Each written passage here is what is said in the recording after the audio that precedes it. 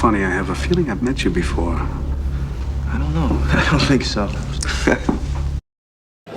You have a very strange line.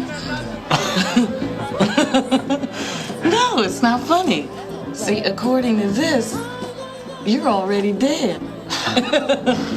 It's movie night at the Silver Age Cinema. Tonight, we're stepping into two psychological journeys.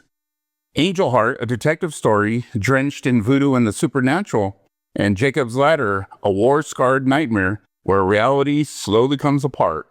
But first,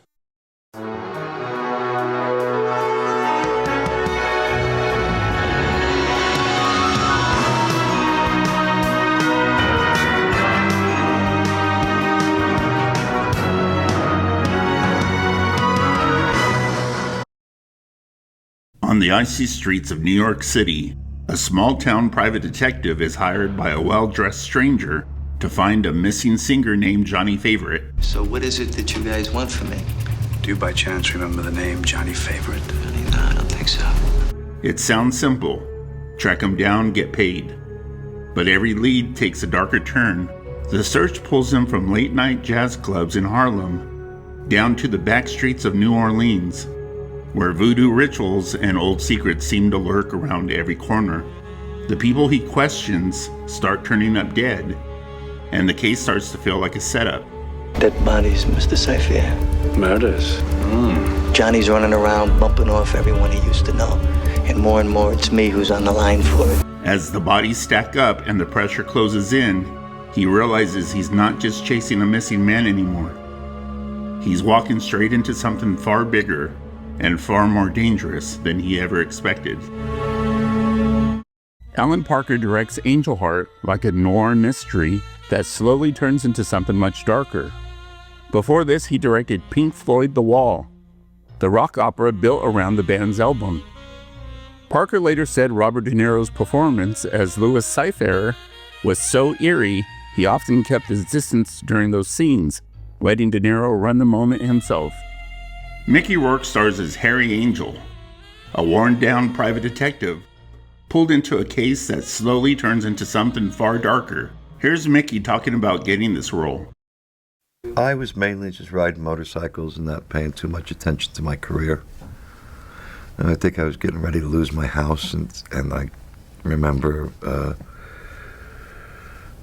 this job came out of the blue, and I thought, oh, I don't have to lose my house now, so that's how it came about. It was about the time that I was just getting ready to pack it in with the acting, I think, when Angel Heart came around. I remember meeting Parker in New York for the job, and he was yelling at me before I even started working, telling me, you're going to behave, and you're going to be on time, and I'm thinking, God, this guy must have did his homework. And I said, yes. All I kept thinking about is, I can't fuck this up, I got to save my house. Robert De Niro plays Louis Cypher, the mysterious client whose calm, unsettling presence makes it clear this job comes with a price.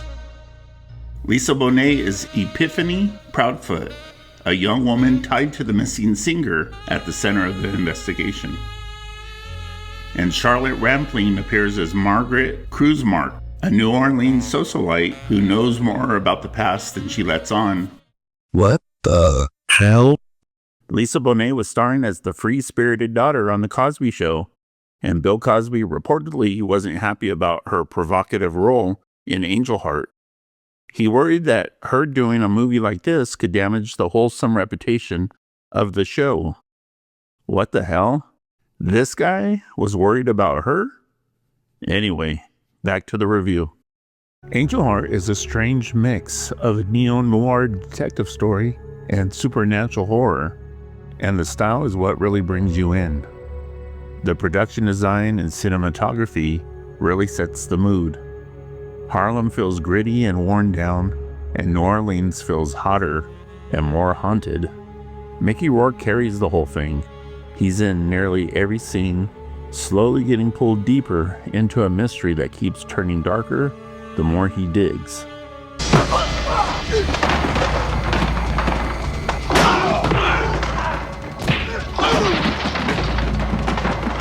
Robert De Niro pops in with this eerie, extended cameo that sticks with you.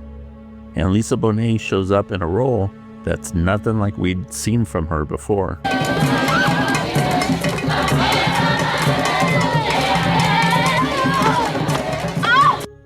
Alan Parker directs it with a ton of style. The editing is unusual, and he uses visual touches, fans spinning, staircases, mirrors, that make everything feel slightly off balance. The investigation keeps taking darker and stranger turns. This is a stylish, moody ride that will scare you to your very soul.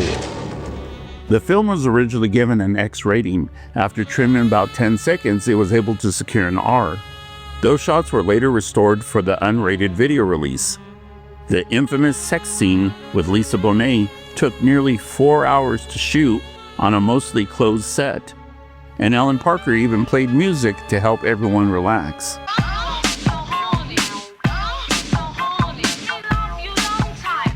This movie also sparked a long-running feud between Mickey Rourke and Robert De Niro.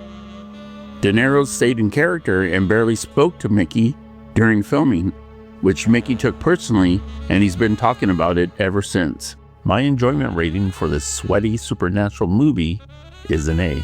So anything can happen, Day. Hey man, you want a tune?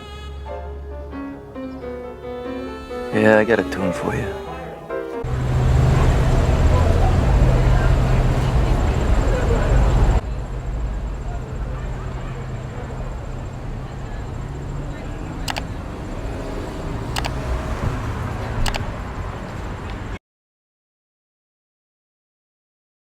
In a cramped New York apartment, a haunted Vietnam veteran is trying to hold his life together.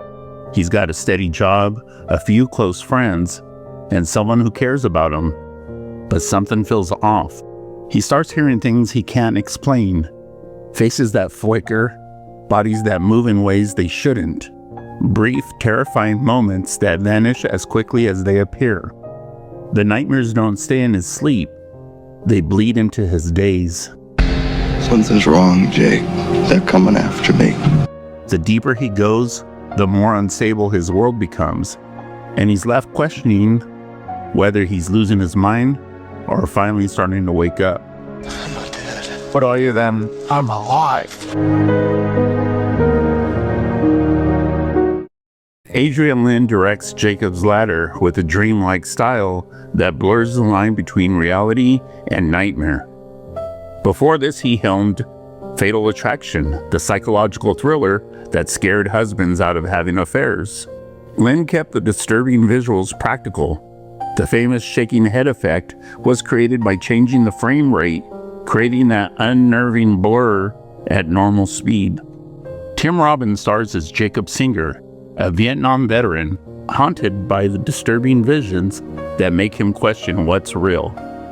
Here's Tim with some thoughts on this movie. It was very hard. We worked for about 5.5 months, and it was pretty exhausting. Towards the end of the shooting, it was staying with me a little more than I would have liked, and more than happens usually. But not, it doesn't.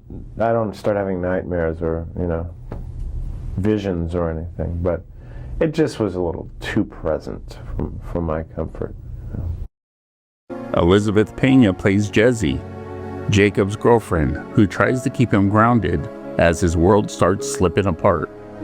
Danny Aiello is Lewis, Jacob's chiropractor and quiet guide, offering strange but comforting advice when things feel impossible to understand. Pruitt Taylor Vince appears as Paul, one of Jacob's fellow veterans who begins experiencing the same terrifying symptoms. What the hell? What the hell? That's Macaulay Culkin playing Jacob's son Gabe. He went uncredited because his father thought his movie might hurt the kid's reputation. Yeah, this kid. Don't worry everyone, the Mac we know and love is doing a lot better now. So anyways, back to the review. Jacob's Ladder is a psychological horror movie that slowly crawls up your skin. The whole thing plays like a waking nightmare.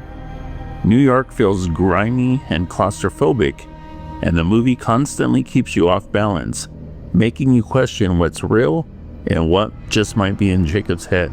There's no record of a Jacob Singer in our files. That's ridiculous. I've been coming here for years.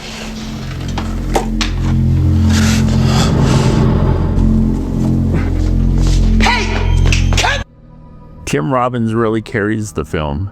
He plays it grounded and vulnerable, which makes the strange things happening around him feel even more unsettling. Adrian Lyne directs with a lot of restraint, using subtle imagery that creeps into the frame instead of jumping out at you. They're like demons, Jess.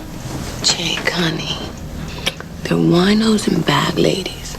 Don't make them into something they're not. Those guys are trying to kill me. They were aiming straight at me. A lot of the hallucinations were done with practical effects, filmed right in the camera, which is why the movie still holds up. And that hospital sequence is legendary for a reason. At the end, the most frightening thing about Jacob's nightmare is realizing he isn't dreaming. Jacob's Ladder was actually remade a few years ago, and it was pretty terrible, which only makes me love this one more. The film's influence has spread everywhere, inspiring things like Oppenheimer, The X-Files, to even the video game Silent Hill 2. My enjoyment rating for this haunting psychological movie is an A. Well, can I tell you? Wait! Oh, yes! Wait a minute, Mr. Postman! Wait, Mr. Postman!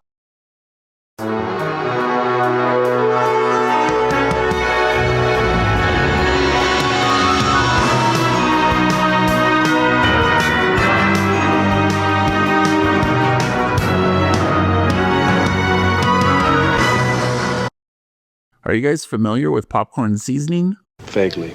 Vaguely? Hey, let me tell you, I'm a little fed up with fucking vaguely. Take it easy, you two.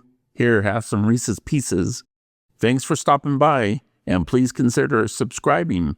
Here's another thriller double you may have missed. We'll see you next time at the Silver Age Cinema, where one movie is never enough.